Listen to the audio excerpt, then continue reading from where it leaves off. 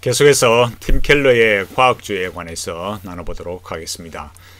제가 앞서 말씀드렸듯이 정재훈 창조학회 이사님이신 정재훈 이사님으로부터 이 자료를 받았고, 여기 예스24 알라딘에서 팀 켈러의 과학주의라고 해서 이렇게 판매되고 있습니다. 이렇게 참고해 보시면 교회나 또 주일학교로부터 중고등부, 청년의 대학부 다 이렇게 공의 읽어보시면 정말 이 성경적인 신앙으로 가는데 유익할 겁니다.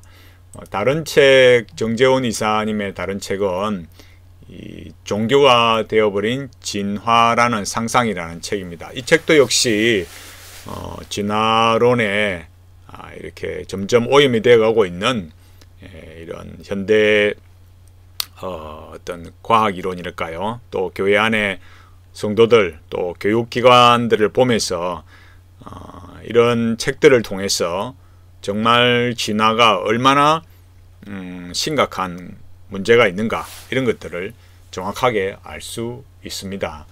제가 앞서 팀 켈러에 관해서 팀 켈러의 어떤 관상기도에 대해서 제가 말씀을 드렸는데, 특히 제가 다른 앞에서 팀 켈러 말씀을 드릴 때 같이 말씀을 드렸는데, 팀 켈러의 리디머 장로교회에서 수도성의 길 해서 관상기도의 워크숍이 진행이 되었고, 여기에 지금 여기 내용에 여기 블로그에 글을 보면 여기 나와 있듯이 팀 켈러 교회 사이트에서 그의 스승인 스테빈 카스틸로는 말하기를, 나는 개혁주의 장로교의 교리를 옹호하지만 그녀의 내면의 수도성도 지속적으로 수용한다.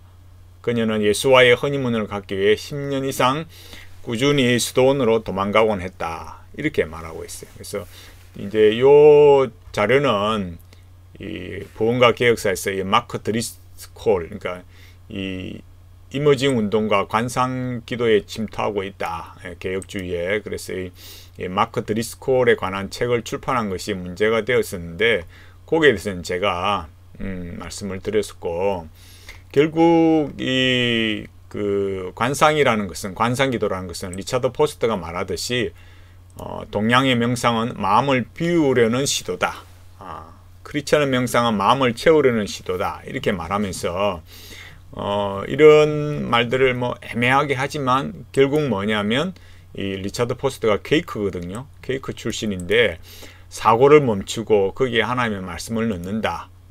그 말이 그 말인 거지, 실제로는 이 동양 종교의 영성을 그대로 가져와서 이 뭐 여러 가지 뭐 불빛들, 노래, 뭐 향냄새, 이런 것들을 동원해서 사람의 오감으로 하나님을 체험할 수 있도록 하는 이런 것들을 이 마크 드리스콜 이런 사람이 하고 있어요. 그래서 결국 큰 흐름으로 보면 관상기도에서 이 존 파이퍼 같은 사람들이 여기 관상기도가 있는데, 여기 말하던 것처럼 D.A. 칼슨, 팀 켈러, 존 파이퍼 등이 주도하는 가스펠 코올리션 TGC에 마크 드리스콜이 초창기부터 참여하고 있습니다. 제가 뭐 D.A. 칼슨이나 이런 D.A. 칼슨은 더 찾아봐야 되겠지만은, 일단은 제가 알기로는 팀 켈러나 존 파이프도 관상기도가이고, 여기 TGC의 마크 드리스콜도 이 관상기도가이고, 한국에서 TGC 코리아 해서 TGC에 있는 자료들을, 설교들을 계속 번역해서 이렇게 내고 있는데, 결국 그렇게 하다 보니까 그들의 영성의 주 출처, 근거가 뭐냐, 뼈대가 뭐냐, 뿌리가 뭐냐라고 할 때 결국은 관상기도라는 거죠. 그러니까 사막의 영성, 사막의 교부들의 영성으로 돼서 거기가 결국 레이 윤겐이 말하듯이 결국 동양의 그런 명상 방법에 이렇게 접목을 해서 가져온 그런 것이 관상기도인데, 결국 겉으로는 굉장히 복음적이다, 기독교 정통신앙인 그 개혁신학이라 이런 말하지만은 그런 말에 현혹이 되어서는 안 됩니다. 그 몇 가지 좀 뭐랄까요, 감동적인 어떤 그런 설교 때문에 신앙 자체가 변질이 되어서는 안 되는 거죠.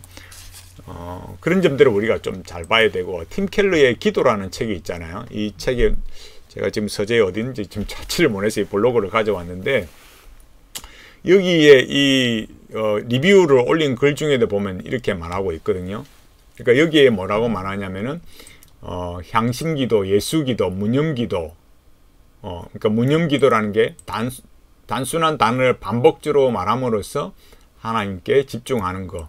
예수기도는 주 예수님 하나님의 아들이시여 이 죄인을 불쌍히 여기소서. 이 좀 길게 되어 있는데 보통 주 예수여 나를 불쌍히 여기소서, 주 예수여 이 죄인을 불쌍히 여기소서 이렇게 하는데, 이런 예수기도, 무념기도, 향신기도 이런 것들은 뭐예요? 동양 종교의 명상과 다르지 않다라는 거예요.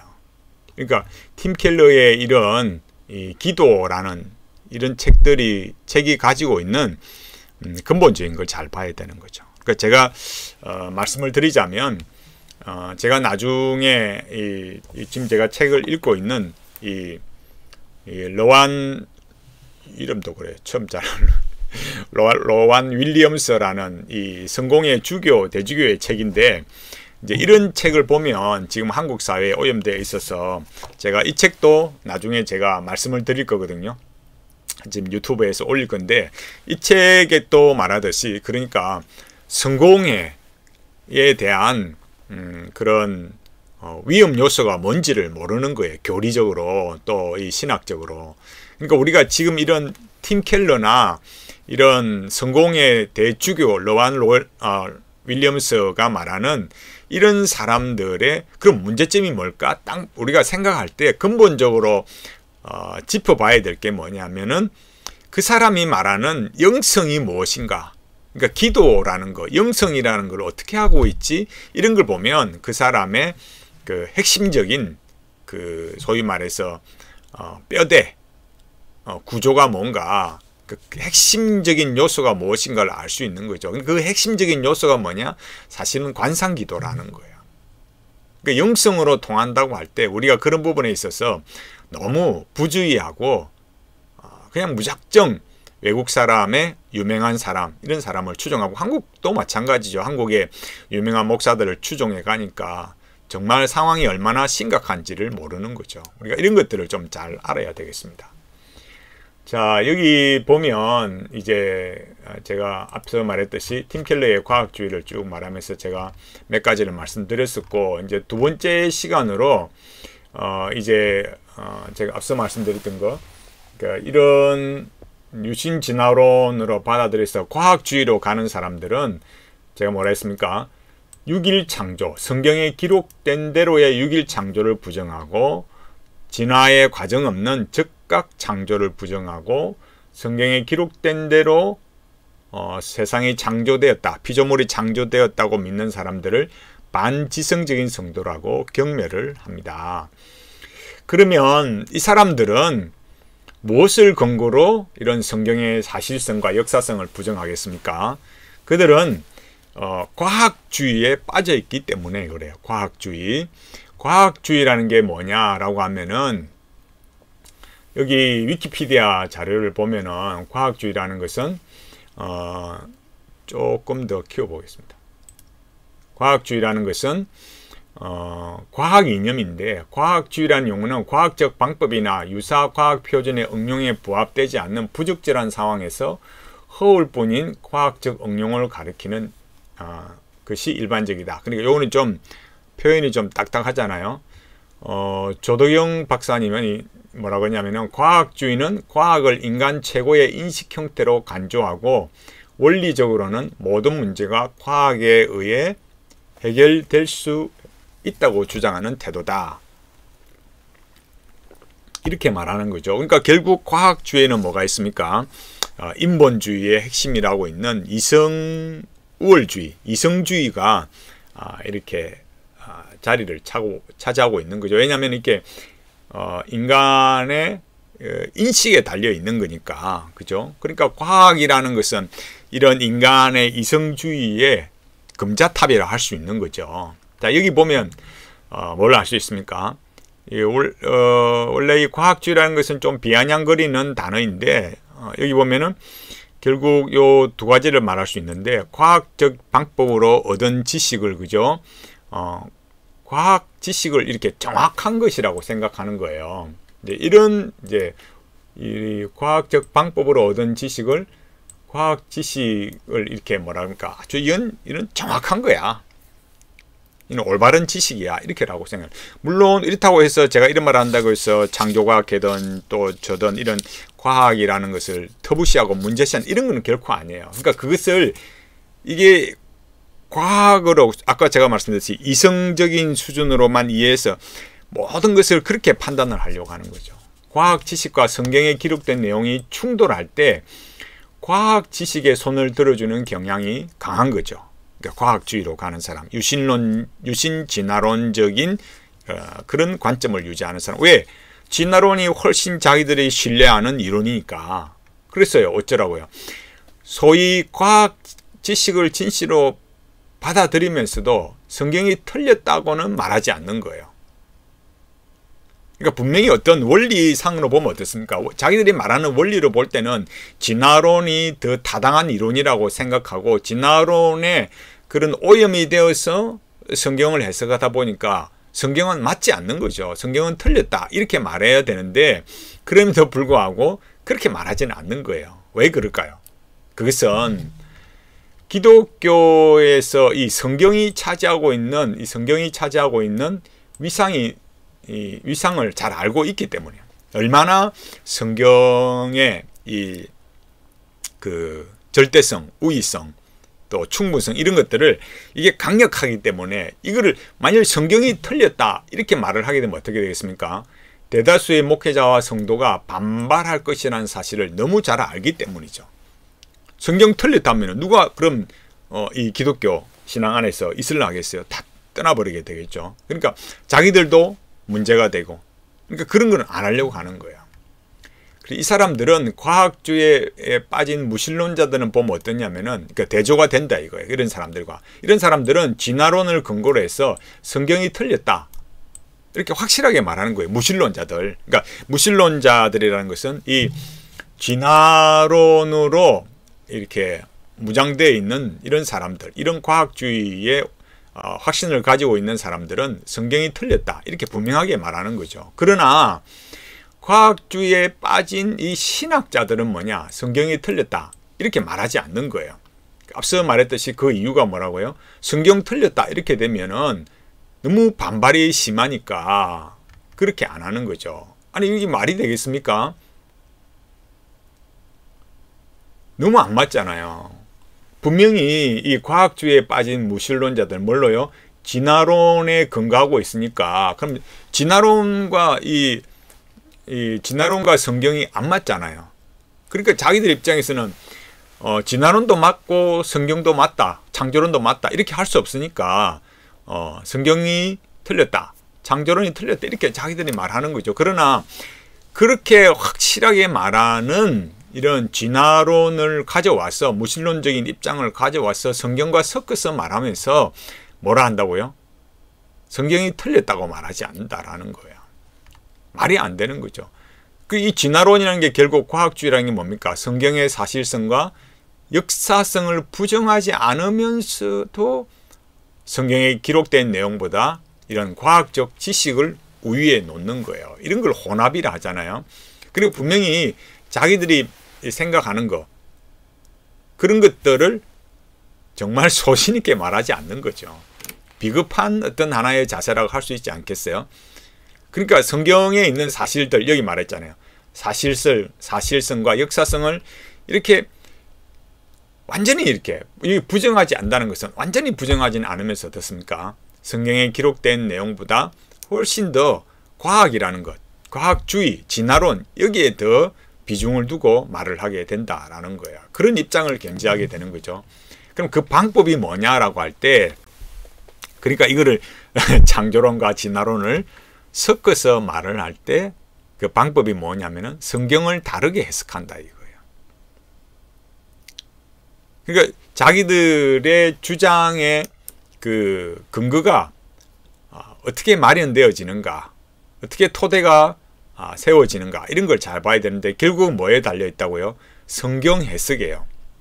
그래서 자유주의 신학자들이 결국 성경의 무엇을, 그죠? 계몽주의에 오염된 이런 신신학이, 자유주의 신학이 결국은 성경의 무엇성을 파괴해버렸듯이 결국 성경 해석에 그런 심각한 오류들이 발생하게 된다라는 거죠. 그 사람들도 성경을 봐요. 그러나 해석의 문제라니까요. 이 해석이 심각한 오류를 발생하는 거예요. 그럼 어떻게 해석을 하느냐? 전통적인 해석과 다른 해석을 해야 된다. 이 다른 해석, 이게 문제예요. 그러니까 전통적인 해석은 무엇입니까? 성경에 기록된 내용을 역사적 사건으로 읽는 방식이에요. 분명히 어떤 일어난 일에 대해서 이거는 역사적 사건이야. 그리고 역사, 사실, 이게 명확하게 이루어진 것을 믿는 거예요. 그럼 다른 해석은 무엇이냐라고 하면 다른 해석은 지금 우리는 과학시대에 살고 있다 이거죠. 그러니까 우리는 과학시대에 살면서 기존의 해석과는 다른 해석이 필요하다. 그 다른 해석이라는 게 우리가 지금 이런 과학시대에 사는데 저 옛날 고대의 사람들이 봤던 그런 관점과는 뭔가 좀 다르게 봐야 되지 않겠니? 라고 이렇게 보는 거죠. 그런 사람 중에 한 사람이, 신학자 중에 한 사람이 팀 켈러예요. 팀 켈러는 뭐라 하냐? 21세기의 C.S. 루이스다 이렇게 말해요. 여기 보시면 팀 켈러를 보시면, 그죠? 여기 밑에 보면 여기 팀 켈러의 영향을 받은 사람들이 나오거든요. 여기에 삼위일체에 관해서는 위리겐 몰트만, 물론 여기 복음 전반에 관해서는 뭐 에드먼트 클라원이 이렇게 했는데 여기 위리겐 몰트만, C.S. 루이스, 또 뭐 반틸, 존 스타트, 엘빈 플랜팅과 미로슬라브 볼프도 나옵니다. 그러니까 여기 물론 뭐 반틸이나 에드먼트 클라원이는 우리가 개혁신학에서 많이 하죠. 그러나 여기 대부분 보면 어떻습니까? 니콜라스 월터 스토퍼, 뭐 마이클 샌들, 리처드 마워, 맥킨타이어, 뭐 구스타보 꾸레디에스, 뭐 이런 뭐 톨킨, 해리포터, 또 뭐 특히 이런 볼프, 이런 영향들, 그죠? 그러니까 이런 내용들을 보면 21세기의 루이스라는 이 팀 켈러가 신학이라는 게 정말 그 어떤 영향을 입은 내용, 사람들을 볼 때 어느 정도는 가늠이 되지 않겠어요? 제가 여기 앞서 말했듯이 이 C.S. 루이스라고, 현대 21세기의 C.S. 루이스라고 하는 이 팀 켈러의 이 소논문, 이걸 참고하시고, 이거 뭐 저기 그게 사실이냐라는 거에 대해서 의문시 되시는 분은 이 자료를 참고하시면 되겠어요. 그래서 여기 팀 켈러도 하는 말이 뭐냐면은 이 과학주의에 빠져 있어요. 그래서 뭐라고 말하냐? 하나님께서 진화의 방법으로 세상을 창조하셨다라는 이 유신진화론을 지지하고 있어요. 제가 앞서 유신진화론이 뭐냐 말씀드렸잖아요. 그러니까 이런 팀 켈러도 과학주의에 빠져 있기 때문에, 그러니까 과학주의라는 거, 과학주의란 뭐라 했습니까? 인간의 이성, 그런 인본주의의 금자탑이라고 할 수 있는데, 그러니까 인간의 이성으로 모든 걸 판단하고 해석을 내린 그것이 하나의 그 올바른 것이고 그게 사실이다 이렇게 보기 때문에, 진화도 역시 그런 하나의 진화론도 그렇게 보는 거잖아요. 그러니까 이 유신 진화론, 그런 하나님께서 진화의 방법으로 세상을 창조하셨다 이렇게 자기들이 팀 켈러도 지지하는 거죠. 그래서 성경과 진화론은 조화가 가능하다 이렇게 말하는 거예요. 그래서 진화론이 성경과 조화되기 위해서 팀 켈러는 뭐라냐면은 4가지 난관이 있다 이렇게 말해요. 그 4가지 팀 켈러가 말하는 그 4가지 난관이 무엇인가 하면은 성경의 권위에 대한 영역, 생물학과 철학을 혼동하는 것, 아담과 하와의 역사성, 폭력과 악의 문제, 요 4가지를 말하고 있어요. 이제 우리는 여기에 대해서 계속해서 이제 답을 다루고, 문제를 다루고 답을 다룰 건데, 조금씩 이제 말씀을 드리도록 하겠습니다. 그러니까 여기 팀 켈러가 여기 소논문에서 뭐라고 하냐면은 이런 난관들을 이제 해결을 해 주는 거예요. 그러니까 이게 난관을 해결해 준다는 것이 뭐 맞다는 거, 성경적이라는 게 아니라 팀 켈러 입장에서 이제 그렇게 말하는 거죠. 결국 뭘 말합니까? 성경과 진화론은 조화될 수 있다. 이렇게 주장하는 거예요. 근데 이게 굉장히 비성경적이고 잘못된 건데 지금 이런 부분에 있어서 우리가 정신을 차리지 않으면 그냥 어떤 유명세, 제가 말씀드리잖아요. 영성으로 가는 사람들의 그 근본적인 근간이 뭔가? 결국 인간이 이 현실에서 하나님의 임재를 누리는 습득적 관상기도, 또 무념무상의 세계로 가는 그런 곳에서 신인 합의를 꿈꾸는 그런 주부적 관상기도, 그 두 가지 패턴으로 가는 거예요. 이런 패턴은 계속 말씀드렸듯이 QT로부터 시작해서 관상 QT, 그 다음에 관상기도, 컨템플레이티브 플레이에서 결국 토마스 머튼이나 달라스 윌라드나 여러 사람이 주도했던 것처럼 그 토마스 키팅 이런 사람들이 결국 뭐예요? 선불교로 직행하고 결국 다 그 하나의 어떤 종교, 그 명상이라는 이름으로 다 하나가 되어버리는 거예요. 이런 것들을 우리가 너무너무 심각하게 우리는 알아야만 됩니다. 그래서 첫 번째 영역이 뭐냐면은 성경의 권위에 대한 영역이다라는 거예요. 자, 요까지, 요 시간까지 이 팀 켈러에 관해서 살펴봤습니다. 요거 진화 성경과 팀 켈러의 근본적인 내용이 뭐라고요? 성경과 진화론은 조화가 가능하다. 이렇게 말한다라는 거예요. 그리고 근본적인 그 내용은 뭐라고요?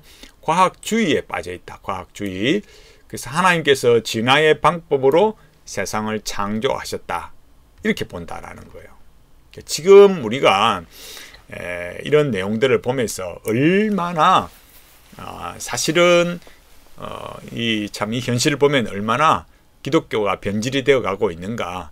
그야말로 무늬만 기독교.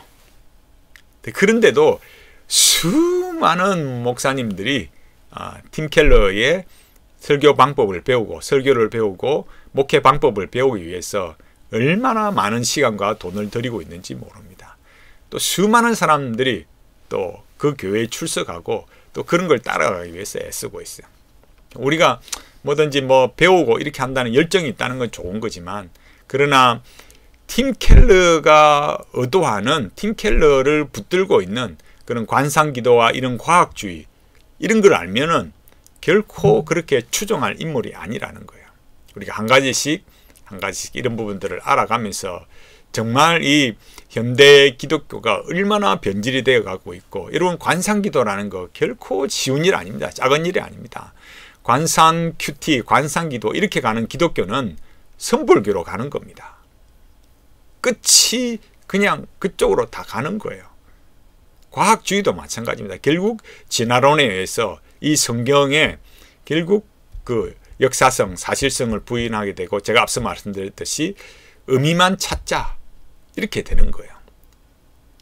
그러니까 진화론에 오염된 그 무신론자들처럼 성경이 틀렸다 이렇게 말하지 않고 애매한 자세를 취하면서 조화가 될 수 있다, 성경과 진화론이 조화될 수 있다, 이런 잘못된 개념을 말하고 있고, 그 밑에는 과학주의가 있다. 또 그 안에는 가만히 잘 보면은 이런 관상의 영성, 관상기도 이런 게 있다라는 거예요.